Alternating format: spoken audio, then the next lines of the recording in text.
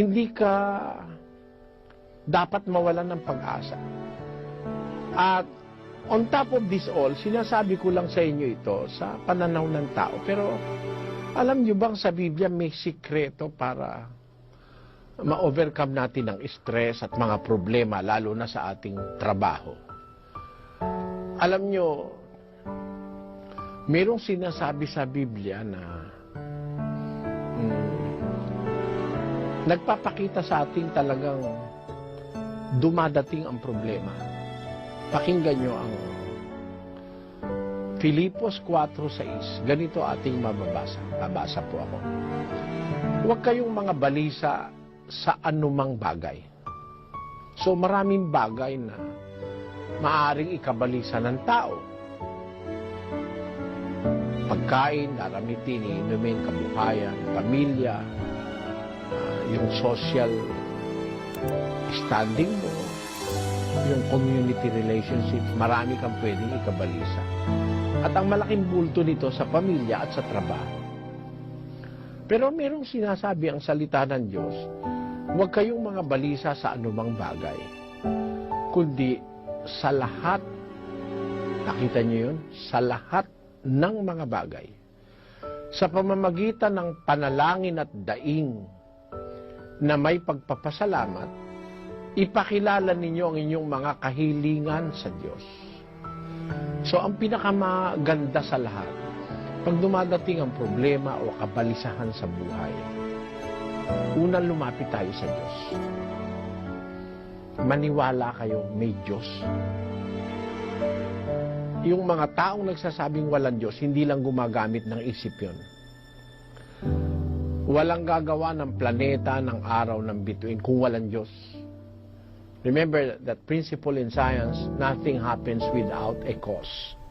Walang nangyayari na walang dahilan. Scientifically, physically speaking, nothing happens without a cause. More so in the spiritual. Sa spiritual. Hindi maaring mangyari ang lahat ng ito kung walang dahilan. At ang dahilan ng existence ng lahat ng bagay ay ang isang Diyos na gumawa nito. At alamin natin yung gumawa, Diyos na may pag-ibig, lalo na sa ating mga tao. Kaya pag dumadating sa atin yung parang meron tayong suliranin na parang hindi mo kaya, may suliranin kang parang mabigat dalhin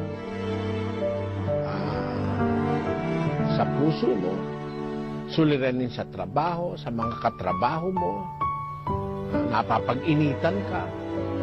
Ang sabi ng Biblia, huwag kayong mabalisa sa anumang bagay, kundi sa lahat ng mga bagay, sa pamamagitan ng panalangin at daing na may pagpapasalamat, ipakilala ninyo ang inyong mga kahilingan sa Diyos. Sa Diyos ka agad lumapit. Alam niyo, walang kapareho yun eh. Lalapit ka sa tao, maaari kang mabigo, maaari hindi niya rin kaya yung iyong problema. Pero kung lalapit ka sa Diyos, walang hindi magagawa ang Diyos na itutulong sa iyo.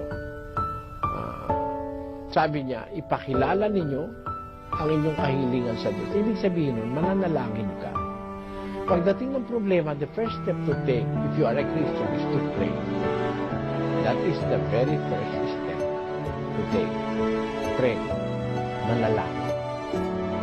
Pagkatapos mong manalangin, yung ikinababalisa mo, yung problema mo, bigay mo sa Diyos. Yun ang sikreto nun. Alam niyo kung bakit? Basahin natin ang unang Pedro 5:7.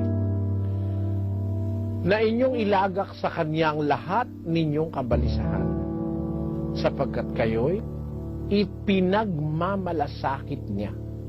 Sa English it says, cast all your anxieties on Him, for He cares about you. It is a very clear consolation for Christians. Pagdating ng problema, anxieties in life, manalangin ka. Pagkatapos mong manalangin, ipagtiwala mo sa Kanya. Cast all your anxieties on Him. Ilagak nyo ang inyong kabalisahan sa Kanya. Bakit? Sapagkat kayo ipinagmamalasakit niya.